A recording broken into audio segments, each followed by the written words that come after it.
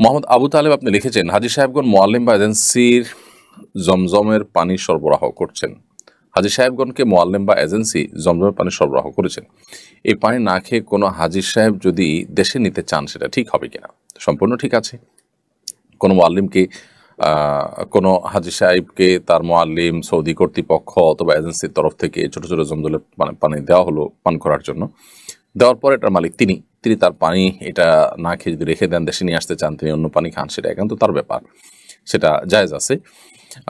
বিমানে পরিবহন করার ক্ষেত্রে এটা যদি সেফটির সাথে, নিরাপত্তার সাথে আনা হয় যে অন্যের লাগেজ বা নিজের লাগেজ সেখান থেকে ক্ষতিগ্রস্ত হওয়ার সম্ভাবনা থাকবে না, সেরকম দায়িত্বশীলতার সাথে যদি কেউ আনতে চান সেটা আনতে পারেন, তার ব্যাপার। যদিও সাধারণত বিমান কর্তৃপক্ষ থেকে নির্দেশ না থাকে এগুলো না আনার জন্য, কারণ এতে পানি বোতল ফেটে অন্যদের বা নিজের মালামাল ক্ষতিগ্রস্ত হতে পারে সেই জায়গা থেকে। তো সেরকম আশঙ্কা থাকলে সেটা করা উচিত হবে না, কারণ আমি এমন কোনো কাজ করা জায়েজ হবে না যে কাজ দ্বারা আমি নিজে কিংবা অন্য কেউ ক্ষতিগ্রস্ত হতে পারি। নবী সাল্লাল্লাহু আলাইহি ওয়াসাল্লাম বলেছেন, লা দারারা ওয়ালা দিরারা, নিজে কিংবা অন্য কারো ক্ষতি করার কোনো সুযোগ ইসলামে নেই।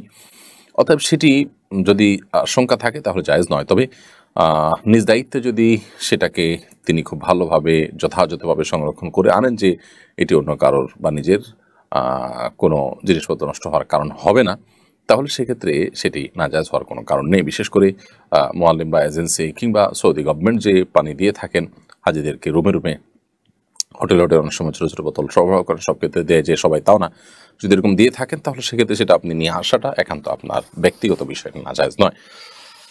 তামান্না চাঁদনি আপনি লিখেছেন, আমার পরিবারের কাউকে না জানিয়ে বিয়ে করেছে, এজন্য আব্বু তাকে ঘর থেকে বের করে দিয়েছেন। এই পরিস্থিতিতে আব্বুর আসলে কি করা উচিত ছিল? আপনি প্রশ্নটা সম্ভবত কিছুটা কোনো শব্দ বা কোনো কিছু অংশ বাদ পড়েছে। আমার পরিবারের কাউকে না জানিয়ে বিয়ে করেছেন কে? আপনার বোন কিংবা ভাই কেউ আপনার পরিবারের কাউকে না জানিয়ে বিয়ে করেছেন, এজন্য আপনার বাবা তাকে ঘর থেকে বের করে দিয়েছেন। ব্যাপারটা যদি এরকম হয় তাহলে আমি বলবো যে বাবার কি করা উচিত ছিল এটি নির্ভর করে যে আসলে ঘটনা কি ঘটেছে তার উপরে। যদি সন্তানদের কেউ বাবা মাকে না জানিয়ে বিয়ে করেছে এবং বিয়ে করা তার জন্য জরুরি ছিল না, এবং আজকাল যে বিবাহ বহির্ভূত অবৈধ সম্পর্ক হয়ে থাকে, হারাম রিলেশন হয়ে থাকে, সে হারাম রিলেশনটাই চূড়ান্ত রূপ নিয়ে বিয়ে পর্যন্ত ঠেকেছে, অথচ এটি অপাত্রে হয়েছে এবং যথাযথ জায়গায় হয়নি, এবং আপনার এমন কাজ করে বসেছে সন্তান যেটি আসলে কোনোভাবেই তার ফ্যামিলির সাথে যায় না, অথবা দিনদারিতার ক্ষেত্রে ঘাটতি আছে, অর্থাৎ যৌক্তিক কোনো গ্রাউন্ড যদি থাকে এক্ষেত্রে, তাহলে বাবা মার আপত্তি করার স্কোপ আছে। কুফু বা সামঞ্জস্য বিয়ের ক্ষেত্রে রক্ষা করাটা সুন্নাহ। যদি কুফু বা সামঞ্জস্য এটি রক্ষা না করা হয় তাহলে সেক্ষেত্রে অভিভাবকদের সেখানে আপত্তি তোলার শরীয়ী দৃষ্টিকোণ থেকে সুযোগ এবং অধিকার রয়েছে। সেই জায়গা থেকে বাবা কিন্তু আপত্তি তুলতে পারেন সন্তানের বিয়ের ক্ষেত্রে, এরকম বিয়ের ক্ষেত্রে। আর যদি সেরকমটি না থাকে তাহলে সেক্ষেত্রে বাবার আপত্তি তোলা উচিত নয়। কারণ হলো সন্তান বিয়ে করেছে, যদি অভিভাবকের মাধ্যমে বিয়ে করাই হলো উচিত। আল্লাহ সুবহানাহু ওয়া তাআলা কোরআনে কারিমে অভিভাবকদেরকে নির্দেশ করেছেন, ওয়ানকিহুল আয়ামাকুমুস সালিহিনা মিন ইবাদিকুম ওয়া ইমামিকুম, তোমরা তোমাদের অধীনস্থদের বিয়ে দাও।